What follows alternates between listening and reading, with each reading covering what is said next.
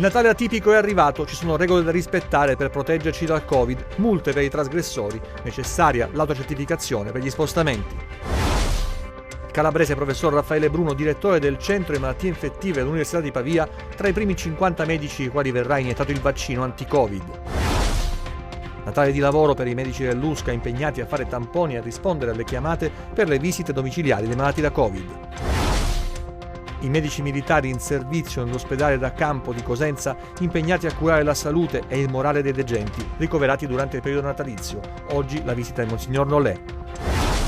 Straordinaria partecipazione ai cittadini all'appello lanciato dalla Terra di Piero, Scatole Scaldacuore, la sede dell'associazione invasa da pacchi dono destinati alle famiglie bisognose. Buonasera dalla redazione del TG10, in apertura al nostro telegiornale il Natale atipico, questa vigilia con regole da rispettare per proteggerci dal Covid, multe per i trasgressori e necessaria l'autocertificazione per gli spostamenti. Scatta oggi, giorno della vigilia, il primo giorno di zona rossa per le festività, senza distinzioni tra regioni. Fino al 6 gennaio però si alterneranno anche i giorni arancioni. In particolare le norme più rigide riguardano i festivi e i prefestivi, 24, 25, 26, 27 e 31 dicembre e 1, 2, 3, 5 e 6 gennaio, mentre il 28, 29, 30 dicembre e il 4 gennaio le restrizioni saranno lievemente più contenute. Secondo le regole anti-Covid stabilite per decreto, dunque non si potrà uscire di casa se non per motivi di lavoro, salute e necessità, rientro nella propria residenza, domicilio o abitazione e poche altre eccezioni. In ogni caso bisognerà giustificare i propri spostamenti, soprattutto se compiuti durante il coprifuoco dalle 22 alle 5, compilando l'autocertificazione. Cosa scrivere? Nei giorni di zona rossa le deroghe principali agli spostamenti sono previste in 2 casi: fare visite a casa di amici e parenti nel numero massimo di 2 persone, senza limitazioni per figli di età minore di 14 anni, persone con disabilità o non autosufficienti a carico, muoversi tra piccoli comuni con popolazione fino a 5.000 abitanti nel raggio di 30 km, eccetto i capoluoghi di provincia. In particolare si potranno raggiungere i propri cari nelle loro abitazioni fuori dai limiti del coprifuoco dalle 22 alle 5, esclusivamente diretti verso una sola casa e una volta soltanto nell'arco della giornata. Se venissero fermati dalle forze dell'ordine durante un controllo, le 2 persone invitate nell'autocertificazione che avranno con sé oppure che verrà eventualmente fornita dagli agenti dovranno compilare i campi corrispondenti con le proprie generalità, il motivo dello spostamento, e sarà necessario indicare anche l'indirizzo di partenza e quello di destinazione, proprio per permettere alle forze dell'ordine di effettuare le dovute verifiche. Non sarà però necessario scrivere nel modulo di autocertificazione nome e cognome della o delle persone dell'abitazione che si sta raggiungendo. Durante la zona rossa sarà inoltre consentito fare attività motoria nei pressi della propria abitazione, andare a messe nei negozi di beni essenziali. Anche queste attività rientrano negli altri motivi ammessi. Durante i giorni in zona arancione sarà invece vietato uscire dal proprio comune, fatti salvi motivi di lavoro, salute, comprovata necessità e urgenza. In quei casi si dovrà indicare gli appositi campi nell'autocertificazione. Ma le deroghe valgono anche in questi giorni: una sola volta al giorno, spostarsi per fare visite a parenti o amici in un comune diverso dal proprio tra le 5 e le 22, ma sempre e solo all'interno della stessa regione. È inoltre possibile per chi vive in un comune fino a 5.000 abitanti spostarsi liberamente tra le 5 e le 22 entro i 30 km dal confine del proprio comune, con il divieto però di spostarsi verso i capoluoghi di provincia. Da oggi dunque maggiori controlli sulle strade da parte delle forze dell'ordine. Bisognerà attenersi alle regole per evitare multe salate che vanno da 400 a 1.000 euro. Abbiamo, quest'anno limitato, il personale che è andato in ferie, perché chiaramente c'è bisogno di un numero maggiore di personale per i controlli che dobbiamo fare. Però qualcuno l'abbiamo mandato perché era logico che così fosse. Dei controlli comunque sono stati intensificati, sono stati programmati da oggi fino a dopo le feste. E cercheremo chiaramente di attuare tutte le direttive che ci sono state date sia dalla Presidenza del Consiglio che dal nostro centro. E, come ho già detto ieri, ci fidiamo molto della responsabilità e del senso civico, dei cittadini che magari eviteranno di creare quelle situazioni che possono mettere a rischio la salute di tutti. Quindi saremo molto rigorosi sugli assembramenti, sulle sulla gestione della cosiddetta possibilità di asporto dai bar e dai ristoranti e chiaramente anche con gli spostamenti. Quanti uomini ci saranno in totale in servizio per queste feste? Allora non le posso dare un numero fisso perché chiaramente variano a secondo dei turni, a secondo poi delle emergenze che poi man mano potrebbero anche esserci. Però è un numero abbastanza alto di personale, anche perché sono dei piani di controllo coordinati, quindi anche con le altre forze dell'ordine. 244 i nuovi casi positivi in Calabria da Covid-19, vediamo in estrema sintesi il bollettino della giornata che ci racconta anche di ricoveri in calo, una terapia intensive invece in leggero aumento. In Calabria ad oggi sono stati sottoposti a test 407.777 soggetti, più 1.359 rispetto a ieri. Le persone risultate positive al coronavirus sono 22.021, più 244 rispetto a ieri. I casi confermati oggi sono così suddivisi: Cosenza 59, Catanzaro 46, Crotone 12, Vibo Valentia 12, Reggio Calabria 119, da altra regione o stato estero 0. I ricoveri sul territorio regionale ad oggi sono 284 nei reparti di malattie infettive e 21 nelle terapie intensive. Una vittima nelle ultime 24 ore, 437 in totale dall'inizio della pandemia.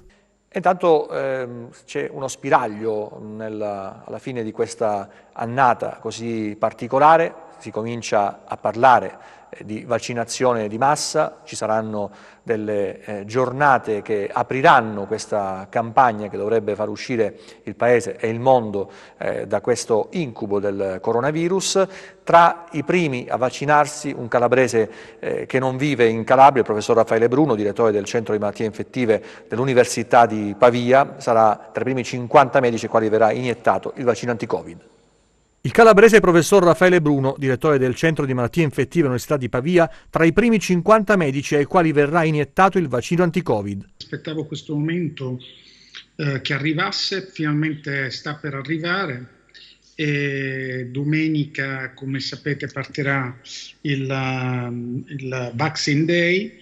In tutta Europa ci saranno le vaccinazioni e ovviamente anche qui dove lavoro io in Lombardia saremo uno dei centri che vaccinerà. Noi siamo centro hub. Nel mio ospedale andremo rigidamente in ordine alfabetico, avremo a disposizione soltanto le prime 50 vaccinazioni e poi dal 4 di gennaio, partiremo con le vaccinazioni a tutti gli operatori sanitari. Definirei questa data l'inizio della fine, nel senso che chiudere non è che con la vaccinazione si chiude immediatamente tutto, dobbiamo raggiungere un alto numero di persone affinché ci sia l'immunità di gregge.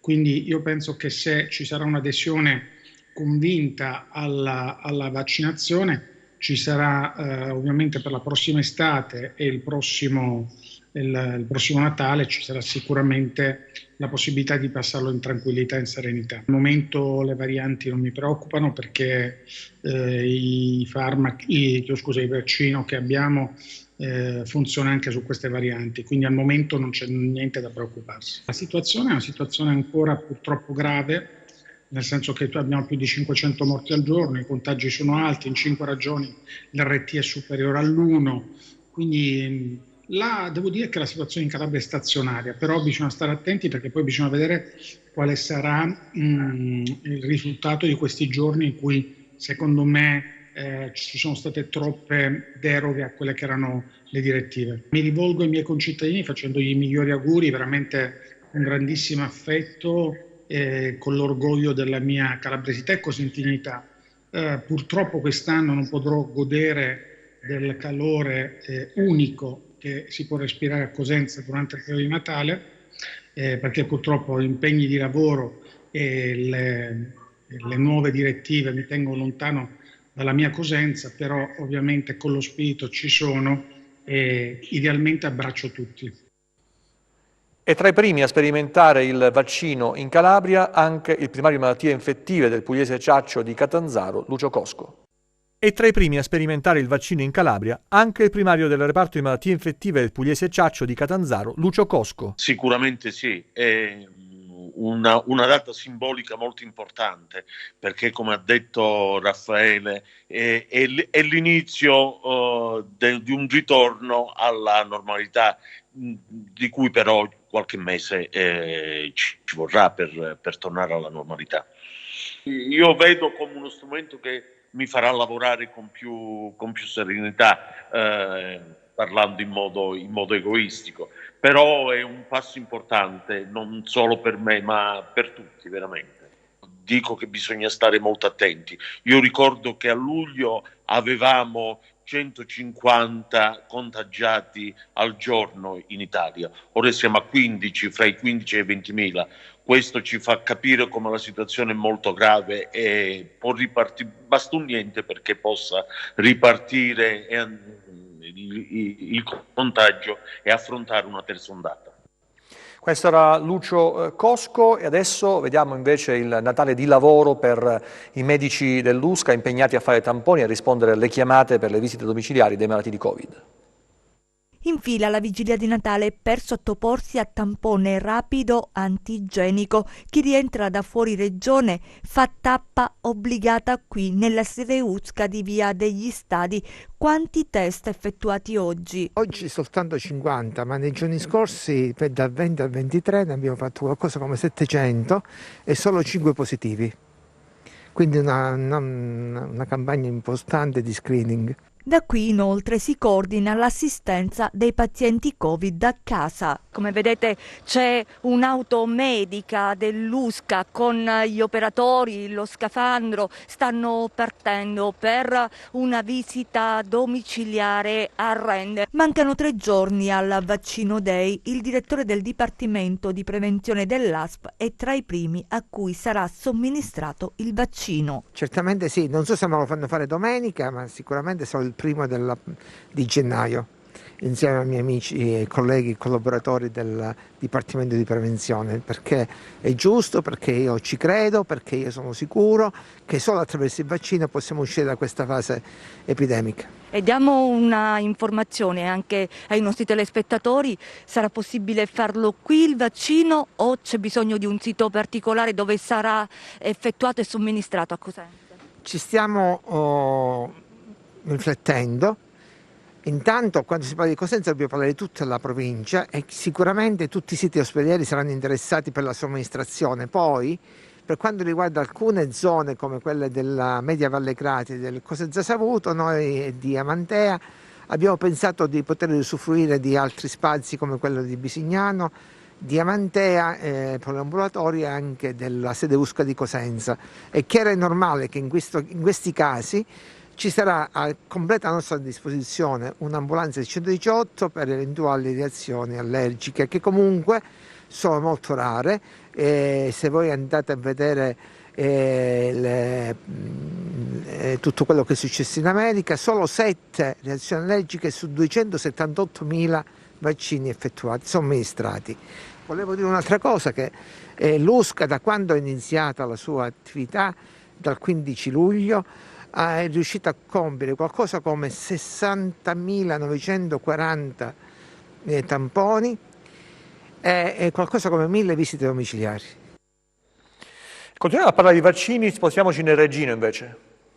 Sono 60 tra medici, infermieri e OSS ad avere dato la disponibilità a vaccinarsi come volontari per l'avvio della campagna contro il Cov-SARS-2. La conferma è arrivata oggi dal responsabile del servizio, dottor Oreste Jacopino, ma già nei giorni scorsi a Reggio Calabria e provincia era stata definita la griglia dei nomi. 60 dunque, 30 provenienti dal GOM, Grande Ospedale Metropolitano di Reggio, e altri 30 da ospedali e strutture che rientrano nel territorio dell'azienda sanitaria provinciale della città metropolitana. Quindi tutto pronto per aprire un varco che ci si augura importante nella lotta al Covid-19, che in questi mesi in provincia di Reggio Calabria si è fatto fortemente sentire, sebbene i casi dal punto di vista numerico siano risultati inferiori rispetto ad altre zone d'Italia.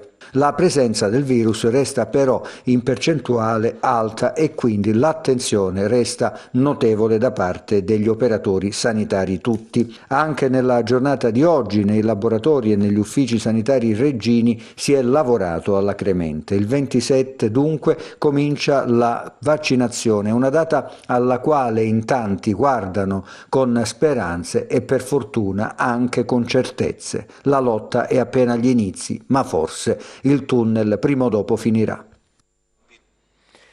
E adesso andiamo invece all'ospedale da campo militare dell'Esercito, un Natale particolare, una vigilia per 9 degenti, così come altre centinaia di pazienti ricoverati per Covid in questi ospedali che sono costretti a lottare contro la malattia e a stare lontani dai propri parenti e avere contatti soltanto attraverso il telefono e videochiamate. Il ruolo dei medici è molto importante anche dal punto di vista umano, si sta molto attenti all'aspetto psicologico di questa malattia e della degenza comunque. Vigilia di Natale nell'ospedale da campo militare dell'Esercito di Cosenza. 9 pazienti sono ospitati all'interno del padiglione ospedaliero. Il numero è tornato a crescere dopo le numerose dimissioni dei giorni scorsi, con nuovi trasferimenti dai reparti dell'Annunziata di Cosenza. In un giorno così particolare, con i pazienti ci si impegna per lenire le ferite dell'animo causate dalla patologia della degenza. Gli aspetti psicologici legati alla patologia da Covid sono ormai già letteratura nostra specialistica, quindi sono ampiamente acclarati.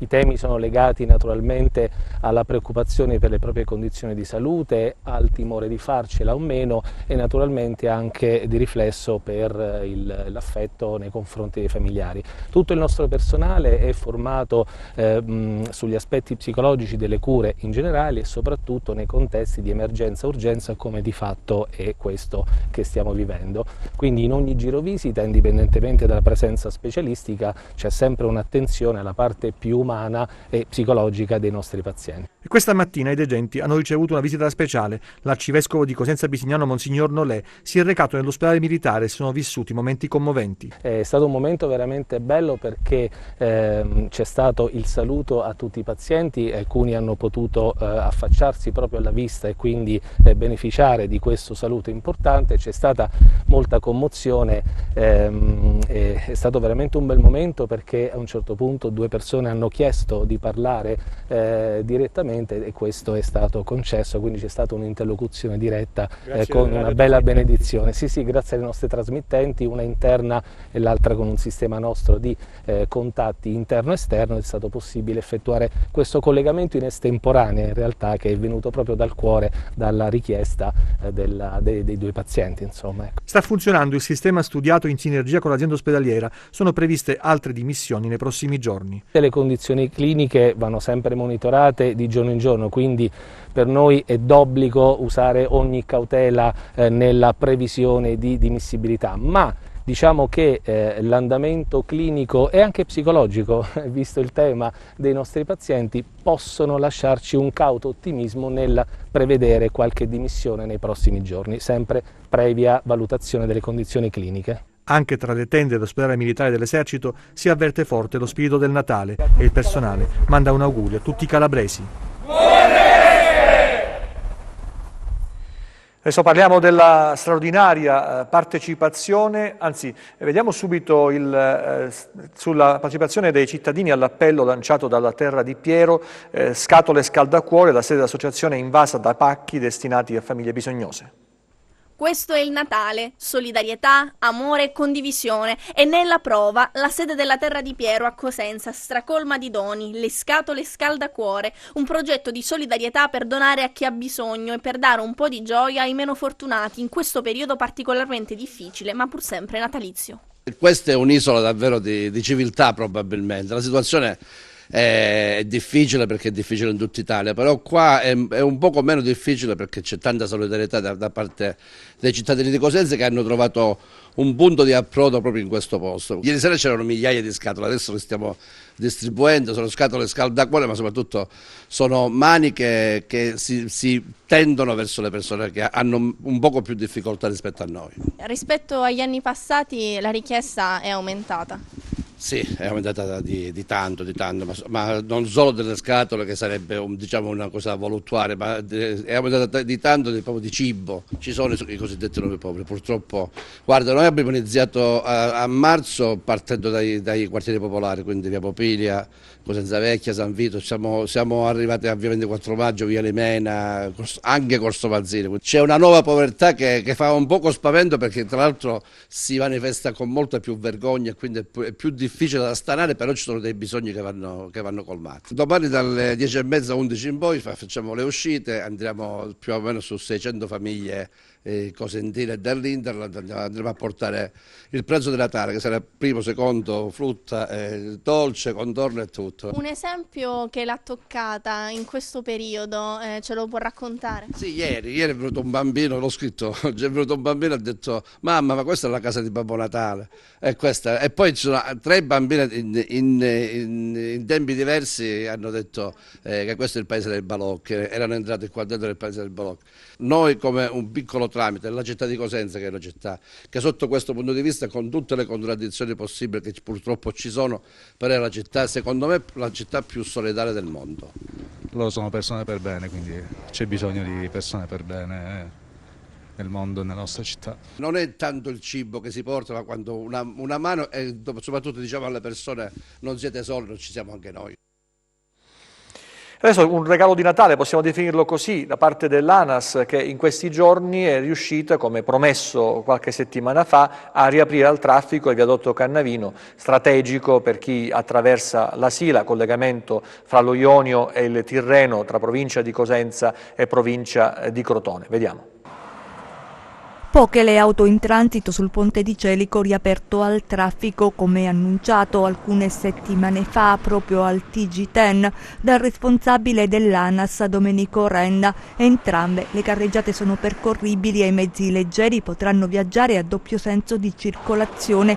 Completate le prove di carico, ora il viadotto può essere fruibile in sicurezza, fanno sapere i tecnici, un'infrastruttura vitale per la SS 107 Silana Crotonese e il territorio della Sila, il ponte a cui è legato il destino economico dell'altopiano silano. La chiusura nei mesi scorsi ha determinato infatti una vera e propria crisi per le attività montane già provate dal Covid. Chi deciderà in questi giorni di trascorrere le feste nei villaggi silani troverà la strada senza cantieri anche sui viadotti Serravaccaro, Fondente e Garganello. Anche qui sarà consentito il traffico a doppio senso di circolazione per tutto l'inverno. Va ricordato che i mezzi pesanti al momento continueranno ad avvalersi del percorso alternativo attraversando i piccoli paesi. La temporanea riapertura è stata attuata, è detto in un comunicato dell'ANAS, per limitare al massimo i disagi alla circolazione nel periodo delle festività natalizie di fine anno. Sul viadotto verranno reintrodotte ulteriori limitazioni dall'ultima decade del mese di gennaio per consentire il prosieguo dei lavori. Non si ferma il calcio, allenamenti anche in questi giorni in vista del turno domenicale per la Serie B. Noi ascoltiamo i buoni propositi del presidente del Cosenza Calcio, Eugenio Quarascio, che pensa positivo e lancia la sfida per il futuro. Un anno sui generis anche per lo sport e il calcio, una stagione complicata che il Cosenza ha interpretato nel migliore dei modi nel post-lockdown, difficoltà acuite nel lungo periodo che persistono. Allora, il 2020 noi abbiamo avuto tante cose belle in un momento difficilissimo di una pandemia dove per la prima volta non abbiamo avuto il pubblico presente allo stadio, abbiamo concluso bene la stagione passata, ora abbiamo avviato in un contesto diciamo ancora peggiore rispetto a prima per quanto riguarda l'avvio di questo campionato, sempre con diciamo, difficoltà che passano dai tamponi fino alle stesse trasferte e poi con il pubblico che manca. In ogni caso la squadra, tutto lo staff, che poi sono quelli, la maggior parte sono quelli che ci hanno consentito di mantenere questa categoria, perché il nostro obiettivo primario è quello. Dobbiamo migliorare su alcuni reparti. Credo come sempre il Cosenza sarà puntuale nell'apertura di mercato, ma al di là di questo io sono fiducioso perché la maggior parte dell'organico, l'organico quasi tutto, è un organico di primissimo livello. Cosenza impegnato nella lotta per la salvezza. Il presidente Dionio Guarascio, come ogni anno, si propone di potenziare l'organico per raggiungere l'obiettivo. Noi interverremo senz'altro, anche se vi posso dire che al di là ora di qualche partita che non siamo riusciti a centrare, come dire, il risultato, fondamentalmente noi abbiamo una squadra abbastanza forte. È chiaro che dobbiamo intervenire su un reparto in particolare perché questo non ci sta facendo praticamente conseguire dei risultati che invece quindi confermo che interverremo. Anche un attaccante perché insomma è inutile nasconderlo, bisogna intervenire perché poi la differenza nel calcio è se la palla la metti dentro, e quindi tu puoi esprimere il più bel gioco al mondo, in effetti siamo sempre riempiti di complimenti, anzi se in questo momento il pubblico era presente, i tifosi sicuramente apprezzavano questo bel gioco che sa esprimere e che sa fare Roberto Chiuzzi. Il problema è così tutto lo staff, che poi in effetti non c'è solo Roberto Chiuzzi, ma ci sono tanti ragazzi che sono, come dire, c'hanno alla fine di un non risultato, li vedo, li sento, sono rammaricati e sono praticamente arrabbiati. Momento di vedere le previsioni meteo per le prossime ore.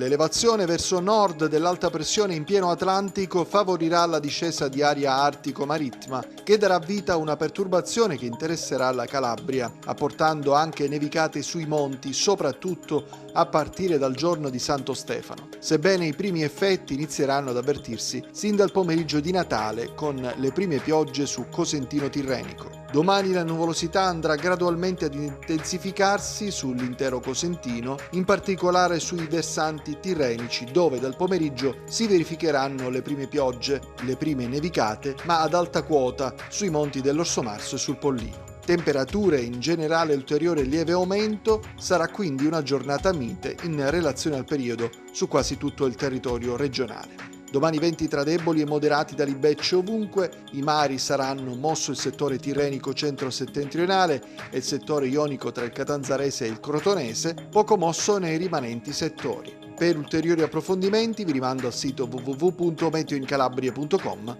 e alla nostra pagina Facebook Meteo in Calabria. TG che finisce qui, ci vediamo nelle prossime edizioni, grazie per la vostra attenzione, arrivederci e auguri, buon Natale.